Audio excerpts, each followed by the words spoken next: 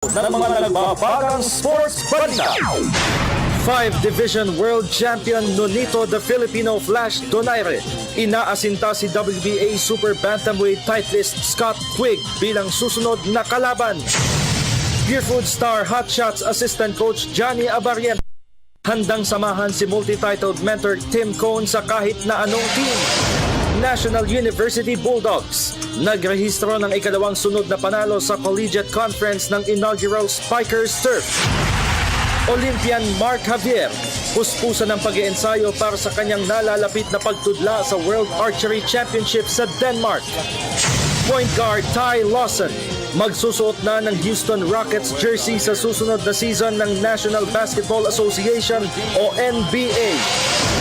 American power buster Jordan Spieth right on track pa rin para sa kanyang misyon na makasungkit ng ikatlong sunod na championship sa PGA Tour ngayong season.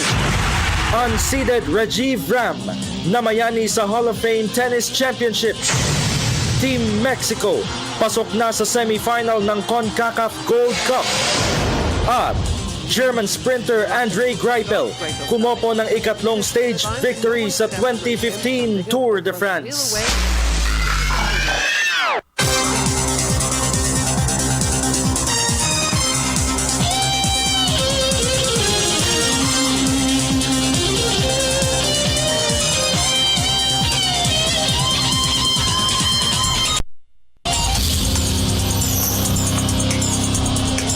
Magandang gabi po sa inyo lahat. Ako po si Star Hotshots former coach Dennis Principe kasama si Miss Meg Siozon.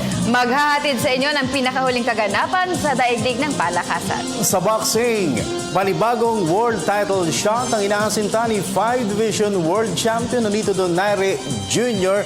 sa kanyang susunod na laban. Ito'y matapos na magrehistro siya ng impresibong second round stoppage victory sa non-title bout contra French rival Anthony Cetu nitong weekend. Ang kabuang detalye ihahatid ni Mr. Rick Yap Santos ng Sports Radio 91. Pinatunayan ni 5 Division World Champion Nonito Donaire Jr. na handa na siyang mapalaban para sa panibagong world title. Ito'y matapos na umani siya ng second round technical knockout victory kontra Anthony Cetu ng France nitong weekend. Sa fight card na isinagawa sa Cotai Arena sa Macau, China, 2 beses na pinabagsak ni Donaire si Cetu sa opening round bago niya tuluyang pinasuko ang French rival sa second round. Sa panayam ng PTV Sports, labis ang katuwaan ng kanyang ama at trainer na si Nonito Donaire Sr. sa pinamalas na lakas at boxing ni The Filipino Flash.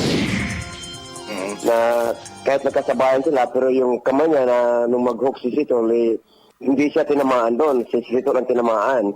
So, sa depensa, wala akong nakitang may mali siya doon din kasi habang pag sinusuntok siya ni Sito, wala na siya kaagad sa harapan ito. So, yun ang strategy na binabalik ko sa kanya. Kasunod nito, ipinahayag ni Nonito Sr. na handa na silang muling dominahin ang Super Bantamweight Division kung saan pinarangalan ang kanyang anak bilang Fighter of the Year noong 2012. Isang sa mga inaasinta Donaire bilang susunod na kalaban ay si British WBA Super Bantamweight Champion Scott Quigg. So, nakikita ko may kay busy puncher, pero hindi siya kalakasan kasama ni kagaya ni Nonito. So kung matuloy man ang laban nito na kung pipressurein niya siya nito, mas palagi mapapadali ang laban. Dahil sa panalo, nag-improve ang record ni Donaire sa 35 wins, 23 by knockouts, and 3 losses. Para sa PTV Sports, Rick Yap Santos, Sports Radio 918.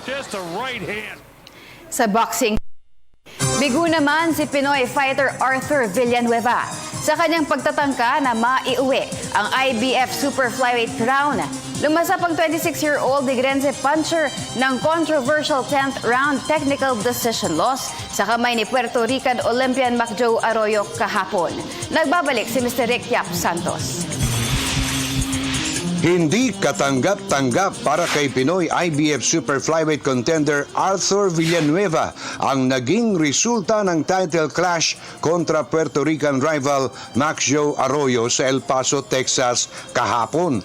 Sa kasagsagan ng sagupaan Nagdesisyon si referee Rafael Ramos na itigil ang laban dahil di umano'y sa bad cut sa noo ni Villanueva, bagay na ikinagulat naman ng Pinoy fighter.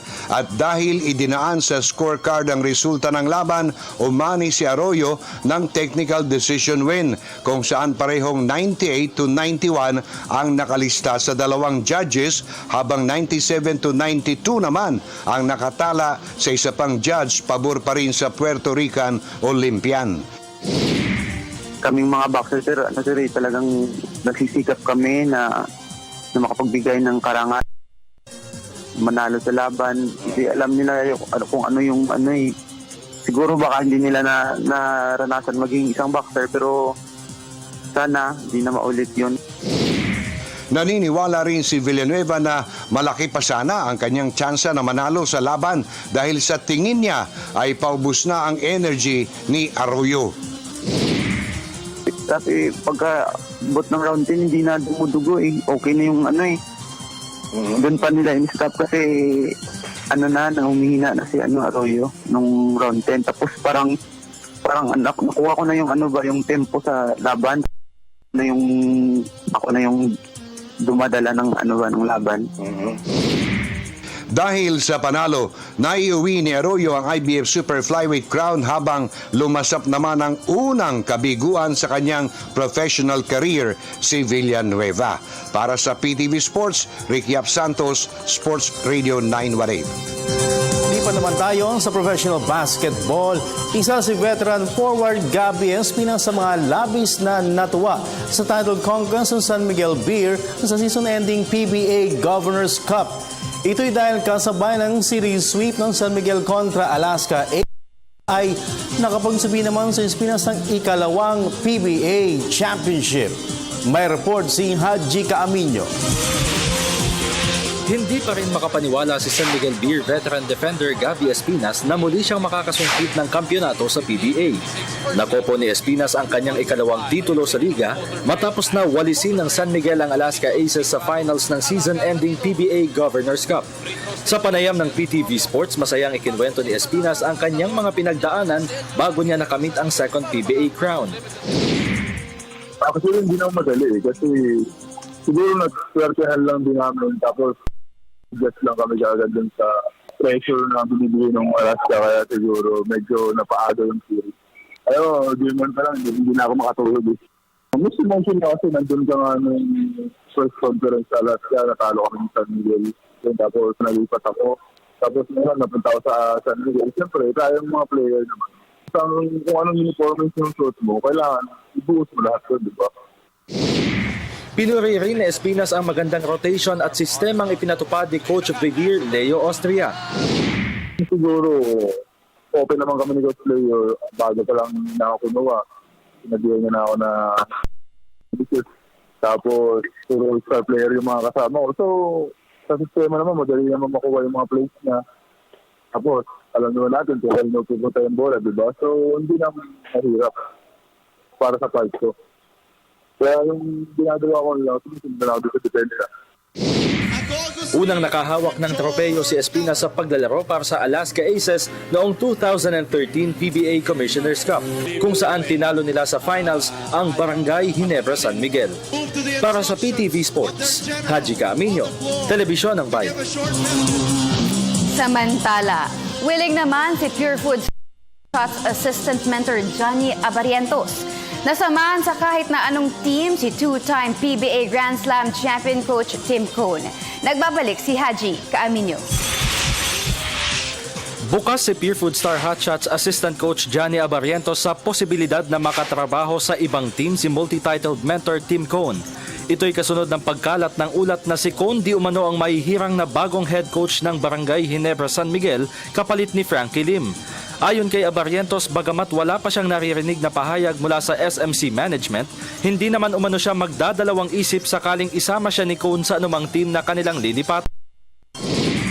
If coach can transfer to another team and he wants me to be with him, on his side, siguro hindi ako magdadalawang salita, to join coach team. Actually, right from the start naman si coach team yung kumuha sa akin before from Ginebra.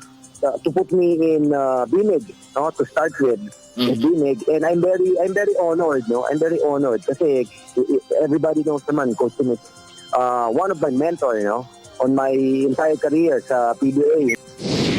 Naniniwala rin si Abarrientos na malaking problema ang kakaharapin ng Pure Foods sakaling tuluyang ang koponan. Hindi ko ma-explain right now kung ano yung magiging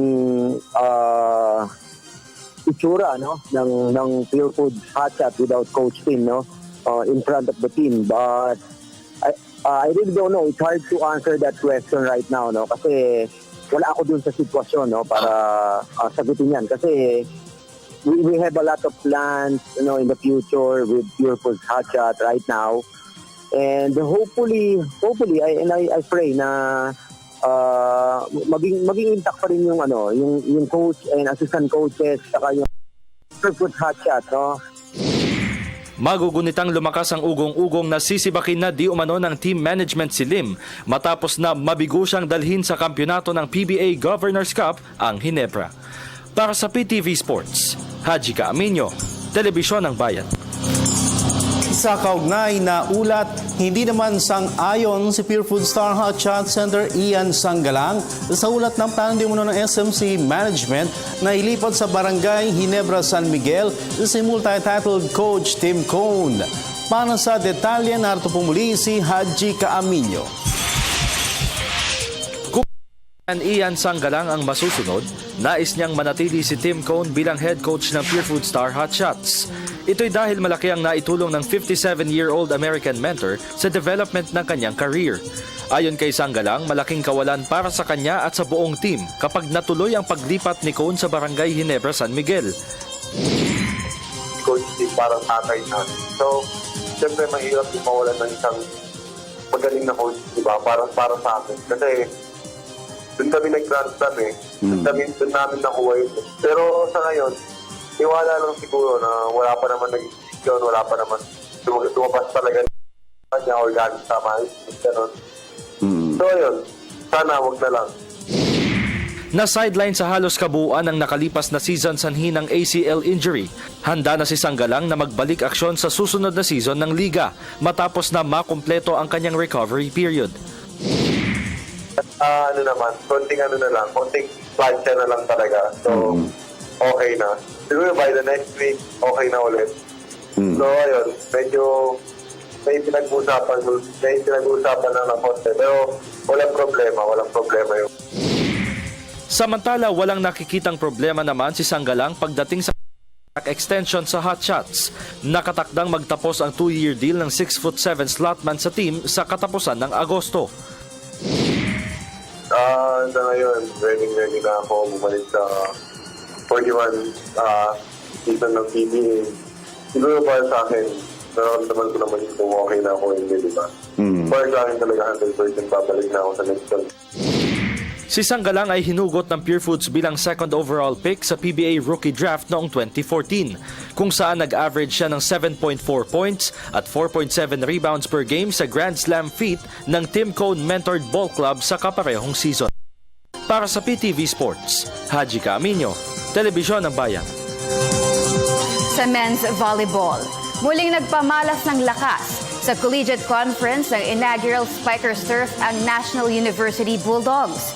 Sa pangunguna ni Kim Malabunga na humataw ng game-high 12 points, kabilang na rito ang 4 na blocks, nilampaso ng NU ang winless University of the East Red Warriors 25-15, 25-22 at 25-11 kanina upang magrehistro sila ng 2-0 unbeaten start sa group preliminaries.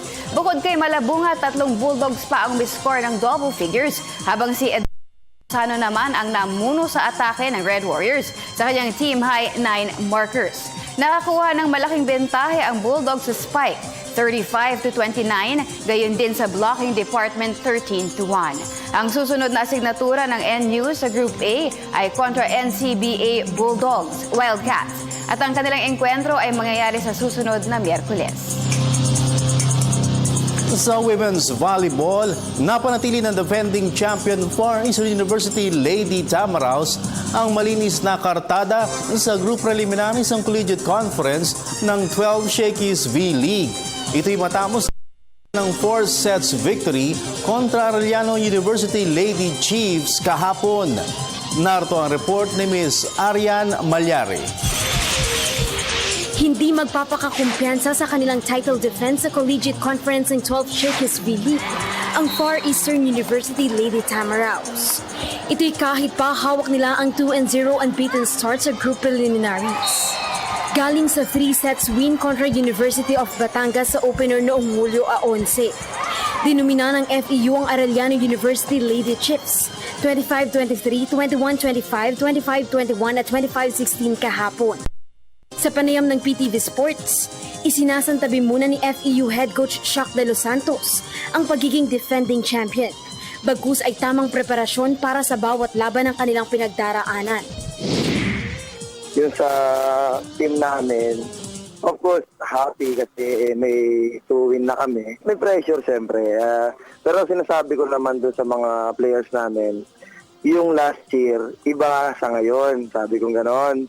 So, basta gawin natin yung best natin, mag-training ang mabuti, ng paghirapan natin to kung gusto natin ulit maging champion this conference. So, namin yung best namin, hindi kami mag-stop mag-training. Naniniwala rin si De Los Santos sa dapat silang magdoble kayod sa ensayo para mapanatili ang malinis sa kartada sa 12-team tournament. Marami ring teams na malalakas and talagang naghahanda para dito sa liga na to. But of course, sa Tineo, malakas yung team nila. So yun, pero ang sa amin naman, lahat ng makakalaban namin, paghahandaan namin, at hindi namin i-underestimate kasi nagpapakondisyon talaga lahat sila. Ang susunod na makakatapat ng FEU Lady Tamaraws ay ang PUP Lady darating na Sabado. Para sa PTV Sports, Arian Malyari, Telebisyon ng Bayan. Sa iba pang balita, nangako si multi-titled archer Mark Javier na gagawin ang lahat para makasungkit ng ticket patungong 2016 Rio Olympics. Sa katunayan, ikatlong sunod na appearance sa Summer Games ang inaasinta ni Javier sa gagawing pagsabak sa World Archery Championship sa Denmark sa susunod na linggo. Para sa detalye, nagbabalik si Ms. Arian Malyari. Puspusan ng pag-iensayo ni Filipino Olympian Mark Javier para sa kanyang nalalapit na kampanya sa Archery Championship sa Copenhagen, Denmark. Kasama ng 33-year-old Dumaguete City Pride na tutudla sa July 26 to August 3 meet, sina Youth Olympic Games gold medalist Luis Gabriel Moreno, veteran internationalist Florante Matan, US Open champion Bianca Gotwaco, London Olympian Rachel Ann Cabral at World Cupper Karil Hongitan. Ayon kay Javier, maayos ang itinatakbo ng kanyang training at ang isa sa pinag-aaralan niya ay ang lagay ng klima sa Denmark. Nagpa-practice ng maigi and then siguro before flying to Denmark, mag-ano na doon sa time zone nila, mag-adjust. So, my plan is before I go there, mga 2 days before, i-adjust ko na yung sarili ko sa time zone. Yung mindset na lang na kaya mo, yun. Saka pag nag-practice ka naman ng mabuti, so may confidence ka. Yung confidence na earn yun sa during practice. Nangako rin si Javier na gagawin ang lahat para makapagrehistro ng ikatlong sunod na appearance sa Summer Games. Well, hopefully, magiging we'll shoot to my very best Denmark. Makukuha ko yung scores na piniset ko sa sarili ko at saka hopefully magiging yung effort namin masusuklihan naman. Ang World Archery Championships ay ang isa sa mga qualifying tournaments para sa 2016 Rio Olympics. Para sa PTV Sports, Arian Malyari, Telebisyon ng Bayan. Point guard Ty Lawson magsusuot na ng Houston Rockets jersey sa susunod na season ng National Basketball Association o NBA. Yan at ang iba pang pinakamalalaking kaganapan sa global sports sa pagbabalik ng PTV Sports.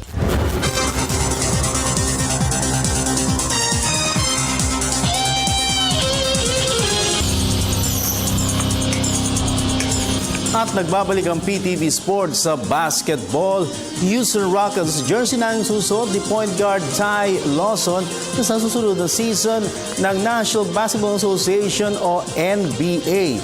Kanina ay inanunsyo na ng Rockets na na-acquire nila ang 5'11" dribbler mula sa Denver Nuggets. Kambalit ni na Costas Papanicolaou, Pablo Priono, Joey Dorsey, Nick Johnson at ang 2016 first round draft pick. Bukod kay Lawson, nakakuha rin na Rockets ang 2017 second round Nuggets. Makakatuwang ni Lawson sa backcourt position ng Houston si point guard Patrick Beverly na pumirma ng 4-year deal sa team ngayong off-season. Ang 27-year-old na si Lawson ay namalagi sa Nuggets sa kanyang unang 6 na season sa liga kung saan nag-average siya ng 15.2 points at 9.6 assists per game noong nakaraang season. Samantala, pasadahan naman natin ang iba pang mga tampok na sports stories overseas. Sa report ni Ms. Cecil Kimlat ng Sports Radio 918. On track pa rin si Jordan Spieth para sa kanyang misyon na makasungkit na ikatlong sunod na major title sa PGA Tour ngayong season. Kagabi ay pumalo ang 21-year-old American ng 6-under 66 sa third round ng rain-delayed British Open Golf Championship upang mapag-iwanan ng lamang siya ng one shot ni na co-leaders Paul Dunn ng Ireland, Jason Day ng Australia at Louis Oosthuizen ng South Africa. Humataw si Spieth ng 7 birdie sa kanyang round at ang kanyang nag-iisang bogey ay nagawa niya sa 9th hole. Pare-pareho nagsumite naman ang bogey-free 5-under 67 sina Dunn, Day at Oosthuizen. 9.7 million US total pot money na nakataya sa British Open. Sa ladies golf, kinopo ni Chella Choi ng South Korea ang titulo ng LPGA Marathon Classic sa Sylvania, Ohio. Ito ay matapos na daigin niya sa playoff kanina ang compatriot na si Jang Ha-na. Kapwa nagrehistro ang dalawang parbusters ng aggregate score na 14-under 270 sa regulation at isinelyo ni Choi ang panalo sa pamamagitan ng paghataw ng par sa first extra hole. Ito ang kauna-unahang LPGA Tour title para kay Choi na naghatid rin sa kanya ng cash price na $225,000 US. Sa men's tennis, pinagarian ni unseeded Rajiv Ram ng Amerika ang Hall of Fame Tennis Championship sa Newport, Rhode Island. Ito ay matapos na ma-upset niya sa second seed Ivo Karlovic ng Croatia 7-6, 5-7 at 7-6 sa finals kanina. Pinagatian muna ng dalawang tennisters ang unang dalawang sets bago dinomina ni Ram ang tiebreaker ng third and deciding set. Ito ang ikalawang career ATP Tour singles title para kay Ram. Sa women's tennis, pinagreinahan ni hometown favorite Johanna Larsson ang Swedish Open. Ito ay matapos na padapain niya si defending champion Mona Barthel ng Germany 6-3 sa finals kagabi. 2 beses na nakabreak si Larsson sa opening set bago niya dinomina ang tiebreaker na sumunod na set. Ito ang kauna-unahang career WTA singles title para kay Larsson. Sa football, pasok na ang Team Mexico sa semifinals ng CONCACAF Gold Cup. Ito ay matapos na patalsikin nila ang Costa Rica 1-0 kanina. Ang nag-iisang goal ng match ay nagmula kay Mexican winger Andrea Guardado at ito ay nagawa niya sa pamamagitan ng penalty kick sa extra time. Ang susunod na makakatapat ng Mexico ay ang Panama na nagwagi naman laban sa Trinidad and Tobago. At sa multi-stage cycling, inangkin ni Andre Greipel ang top honors ng 15th stage ng 2015 Tour de France. Kagabi ay matyagang nakipagsabayan sa league group ang 33-year-old German sprinter sa halos kabuuan ng karera at nauhusan niya sa pagtawid sa finish line ang compatriot na si Jan de Genkolb at Alexander Kristoff ng Norway. Kinompleto ni Greipel ang pagpedal sa 183-km race sa clocking na 3 hours, 56 minutes and 35 seconds. Upang makamit ang kanyang ikatlong stage victory sa Tour de France ngayong season. At dahil tumapos na kabilang sa peloton si British cyclist, napanatili niya ang overall leadership papasok sa huling 6 na stages ng 3-week Bike Fest. Para sa PTV Sports, Cecil Kimlat, Sports Radio 918. Alam niyo ba na si Filipino rider Merculio Ramos ang kauna-unahang Asyano na nagsuot ng leader's yellow jersey sa Tour de Langkawi sa Malaysia? Nahawakan ni Ramos ang overall leadership ng pamunuan niya ang breakaway group sa opening stage ng 2004 edition ng pinakamalaking multi-stage bikeathon sa buong Asya. At nagbabalik ang PTV Sport. Good evening! Hello po, Haji po. Ikaw na nga. Okay. Estudyante, oh. May estudyante. Ang ano natin, question of the day. Meg, basahin mo na nga. Alright, ang question of the day natin is, sang-ayon ba kayo sa plano ng SMC Management na ilipat sa Barangay Ginebra si Coach Tim Cone at ilagay si Jason Webb bilang bagong chief mentor ng Star Hotshots? Amen. Send your answers at facebook.com/PTV4Sports or via our Twitter at PTV4_sports. Okay, yan ang ng Twitter, Facebook, social media, pero wala pa namang official announcement. Ayun. But Siguro may mga nagtatanong...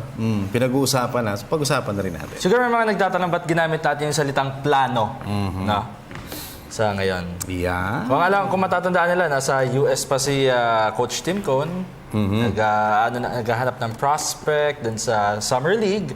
Bukas pa daw, nag-scout, bukas pa daw ang dating. At kung hindi ninyo, Naitatanong. ano yung tawag doon, hindi kayo kontento na sa cellphone lamang kayo magbigay ng message o sa laptop ninyo o sa computer, pwede sa amin at ilabas ang inyong hinaing, ang inyong tuwa, ang inyong malalang. Pagkadismaya.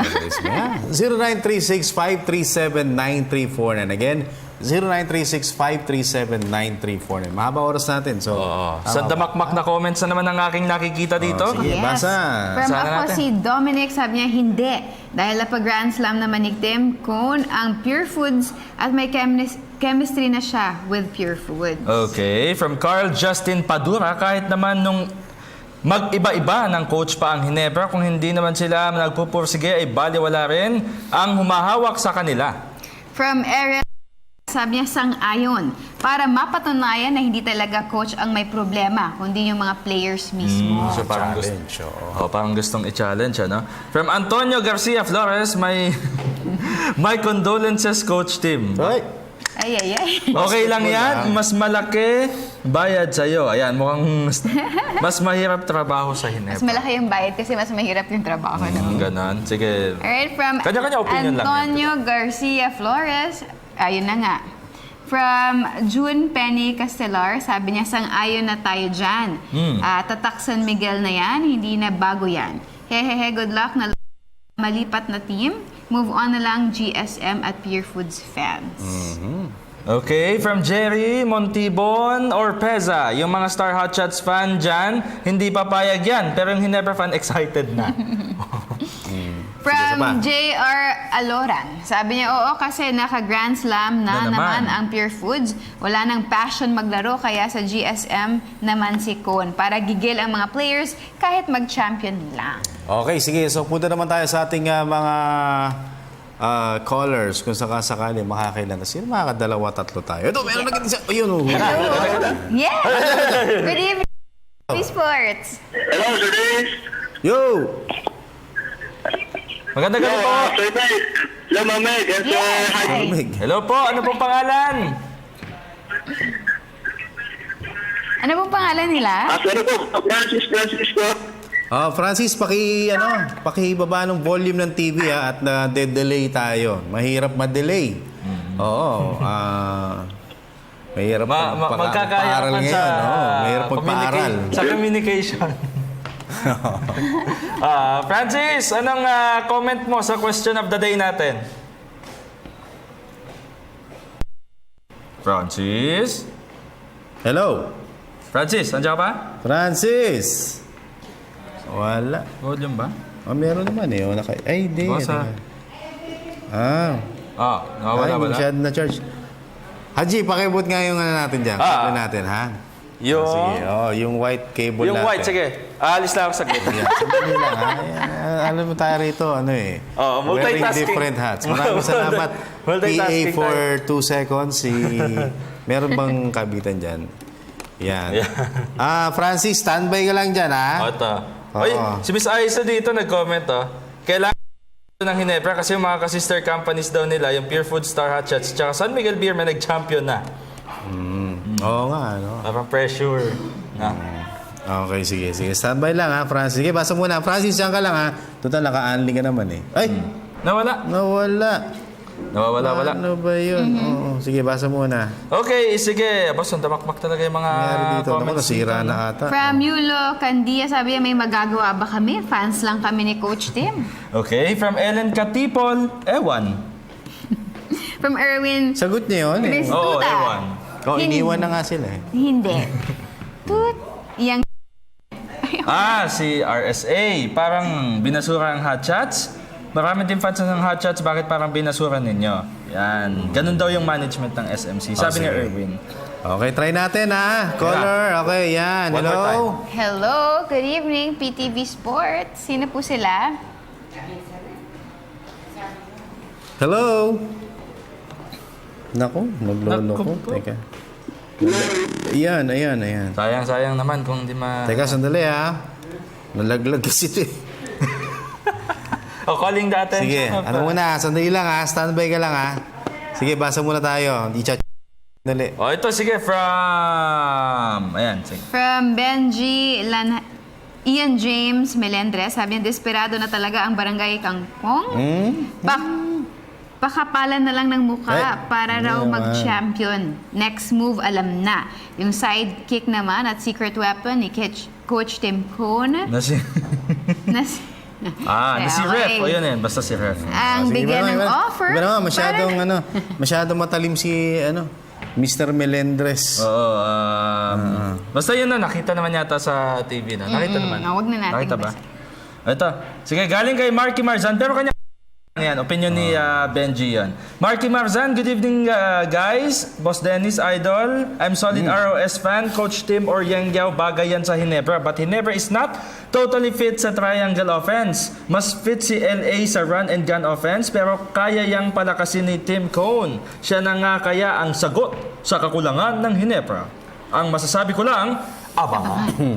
Alright. Tingin ko kung material, pwede naman yung triangle sa Ginebra eh. Pero minsan kasi nagkakatalo yan sa Execution. kumbaga yung basketball IQ ng mga players. Di ba?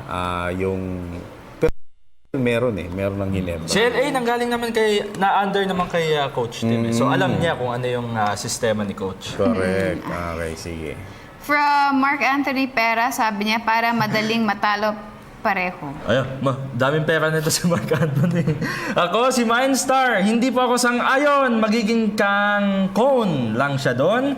TNT fan ako, pero second team ko ang Star Hotshot. Sana sa Star na lang siya. Ganda mo po, Miss Meg. Single ka pa. Single ka pa ba? Kasi ako single pa, kaya bagay tayo. Good luck po sa show ninyo. Number 2 ang show ninyo sa puso ko kasi si Miss Meg ang number 1. Naks naman. Salamat. Banat, boom! Kabu! Ayan, si Jason. From Jason Javier, sabi niya, mga hotdog fans daw. Puro? Hotdog fans, puro bitter, iyakan pa. Akala naman nila, ingaw, si Cone, mas gusto ka pa sa Yang Giao. Mas gusto pa niya sa Yang Giao. Mas gusto pa niya si Yang Giao, si Jason Javier. Okay, Jason Refuerzo, dapat mag-ala Junmar si Greg Slaughter para mag-champion. Ginebra malambot kasi laro niya, hindi gaya ni Fajardo. From Kim Ronald Ayuson, sabi niya, Jaworski na lang. Sino? Dudot? O Dalawa yung Jaworski. Mikey. Kuhuan ko Jaworski. Tatlo yan eh. Jaworski. Hoy, sandali lang ha, kasi nahulog to kanina nalaglag eh. Okay, galing kay John Felizardo, hindi lilipat yan si Coach Tim, tiwala lang mga ka-hotshots. Okay. From Alvin Lopez Pamplona. Ibalik na lang nila yung dating moniker name ng Barangay Ginebra, Gene Kings, kaysa magpalit ng coach. So parang naniniwala siya na mula nung naging BGSM, hindi na pumasok sa Hindi na finals. swerte. Parang ganun. Oo. Pero di ba sa venue, yung mga fans, si Ginebra, sinisigaw na, it's okay, it's alright. Ganun sila eh. So ngayon, it's okay, it's alright. Pagka makakarinig sila na, alright. Wala lang. Gets na nila yun. Basa! Gets na nila. From Kenneth Bayad ako. Dasco, Sira. sabi niya, dapat ibalik si Sanggalang sa housing. Baka sa hot shots yun. Baka nag-auto yung... Housing. Nag-auto siguro yung ano niya. Autocorrect. Sa hot Nag-autocorrect. shots siguro. Oy, si Kerwin Avendaño may sinend na picture. May team code ng kasama. Uy, parang sigurado. Oo nga. No? Ayun, may coach team na. Ito si Christopher Canlas Lozano. Paano magkakaroon ng chemistry ng coach? Dapat maglaro na lang gin sa Interbarangay. Malamang champion sila. From Mark John Feliciano de Mateo, sabi niya, yes, yan pa rin ang team. Thanks, Coach Tim Cone, for Grand Slam laban Pure Foods. Kaya yan. So parang para sa Naniniwala kanya, siya na okay pag lang. lumipat, Parang okay lang, coach. Napag-champion mo naman na. Parang ganun. Salamat po. Mike Policarpio, hello. Ibigan natin. From Daniel Araneta, sabi niya, hindi. Talaga bang desperado na Hinebra? Yun. Yeah. Oy, wala pa rin. Oy, may caller ata tayo nandiyan pa. Ay, Hello? wala talaga. Ay, hello. Ayaw? Wala, never say die siya. Siya pa rin yun. Talagang hindi siya... Kaso wala dead na yung natin eh. Pargo, tawag ka uli bukas Wala na. Give up na yung Dead na yung natin. Ito si Josel Sosmeña Tabin. Okay yan para kahit isa man lang maka-champion. Yan ang pangarap ng buong Ginebra fans, ang makapag-champion. Alright, from Jade Kabahog, sabi niya, it's okay with me, pero di ba anyone can see it na parang desperation move para sa Ginebra? Though di naman yun ang kanilang intensyon, change is always constant, pero sana di ba nagkaroon ng thorough assessment kung ganito ang Ginebra for the past years. Sa akin lang, sana ganun ginawa nila. Look at Global, Barako at higit sa lahat Kia. Why are they now winning nitong Governor's Cup? Hashtag just saying. Okay. Si Calvin Cordova. Band-aid solution na naman. Even a coach not named Tim Cone will turn things around for Ginebra if given ample time to establish his desired system. Dapat kunin assistant coach si Dennis Principe. Kumpara yan eh. And that si is the Calvin solution. Cordova, Cebu Daily News. Tama-tama para sa Akalain mo nakasingit ka. Mukha tayo assist mga coaches. Mga star hotshots assistant coach. Alright. This is you. This is you. This is you. From July Galang, sabi niya si Phil Jackson po ilagay parang mag-champion. Phil Jackson. Pwede. Kukuha ng import na coach, hindi player. Okay. Kay Walter Fiher, sang-ayon dyan, mag-dominate si Greg. Siya ang finisher ng triangle. From Kurt Slipshock, sabi niya, Kangkon? Ang kalalabasan yan. Kang Cone. Pag nag-champion, King Cone. Di ba? Pag napag-champion, kung lilipat siya, dapat isama niya din yung Big Three. Sino ba Big Three dyan? Si Jerwin Gaco. Sino ba yung dalawa? Si Yancy De Ocampo. Sino pa? At saka si Rafi Ribis. Ayun ang Big Three. O baka naman yung coaching staff ang tinutukoy din yung Big Three. Ha? Pwede. Johnny. Johnny A. Tim Cone. Richard Del Rosario. Tsaka si Jason Webb. Diyan nga matitira no? Matitira si Jason. Hindi. Olsen pala. Si Olsen ma-retain. Si Ginebra. Freddie Abuda. From Sige, Jerry Lecuanan. Makikigulo na lang ako. Wala akong telepono. Ayun Ay, may ilaw. Ano yun? May ilaw-ilaw nagbiblink ko. NSD siya. Ayan. Ayan. Andiyan ka pa? Hello? Siya ata. Nag-stay siya. Partner, Nag-stay ano siya. pangalan mo? Ay, namatay na naman yung ilaw. Wala talaga. Nag-blink siya. Kaya na mukha talagang... Ayan hello? Hello mo, hello mo siya dyan. Hello? Hello? Telepono? Wala talaga. Wala. Sayang. Alright, from Jerry Lecuanan, sabi niya, oo, para malaman kung saan talaga may problema ang Ginebra. From Ricky Rimando, SMB naman ako. Ganda mo talaga, Idol Meg. Ay, salamat. SMB ano lang kuya-kuya-kuy lang Ay, oo. Pahipahinga. Sige, dyan kayo. Nag-party nga sila na friend. Champion kami. Ito. From Ozitro OJ, mas okay yan, susubukan ang husay sa pag-coach ni Cone. Assistant coach po, Dennis Principe. Hashtag necktie! Kasi naman. Pagmumura na ako nito. Okay, galing kay Rayan Emerald, pwede nang maiba naman. Hinebra lang nagpapasigla sa PBA. Hindi naman. Si Tabin tapos na kanina. Ito si M. Jane. Si M. Jane sabi niya, sang-ayon dahil mas madedevelop ang galing ng ibang players ng BGSM. Okay, sige from Jimmy Daluz. Oo naman. Okay, tapos na yan. Sige. From Froilan Dusil, hindi kasi unfair sa spirit ng everyone. Spirit? Speed. Pang Jan- November pa ata. Babay na. Okay, last. To si John Melo Paras. Yes, ang ayon ako, challenge na rin yan sa Star Hot Shots. Kung kaya nilang mag-champion without Tim Cone. Tsaka yan, kung sa coach or players na talaga kaya di mag-champion ang BGSM. Yan, okay. Naku, pasensya na sa mga callers natin ha. At nalaglag kasi ito eh. Mike Policarpio, ex-Globe. Globe. Baka sakali lang ha. Ay! Extra dyan ha. Art! Alright. Boundary. Maraming salamat sa View Blends. Please visit them at www.facebook.com/viewblendsph. The House of Silhouettes, Mr. Amis Tumang ng Amazing Playground, Mr. D. Friend of California Book, Halos Medical Center, Miss Babes of Dermesthetics, Graphics, My Jewelry Box, and of course, Prince Couture. Uy, yung ate ni Miss Aiza de Los Santos na si Ate Ashel, nakagagaling lamang ng New York. New York, USA, kababalik lang. Welcome home dito sa Pilipinas. See you this coming week. At of course, maraming salamat po sa mga tumutok sa The Real Score sa DZSR Sports Radio 918 kahapon, linggo. Alas 4 hanggang alas 5:30 po yan ng hapon. And of course, to my mama, I love you. Papa, I love you. Kaya Ginger, Ate Rose Ann sa De Los Santos family. Diyan po sa Nangka, Marikina City, Pantua family. Diyan po sa Liano, Caloocan City. Miss Aiza, I love you. Thank you.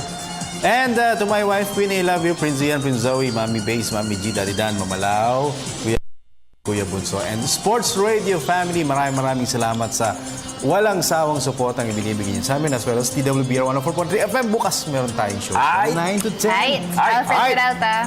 Ayan. Okay. Uy, may binati si May. Hindi. Ay. Hindi. Nagme-message siya. Nagme-message Ayan, naman pala. Ikaw na masyado naman judgmental. Okay. Ako po ang formang Star Hot Shots coach. Yes, with a necktie. Dennis Principe. Meg Sioso. Ay, Haji kami. Hanggang bukas, ito po ang inyong paboritong PTV Sports. Ay.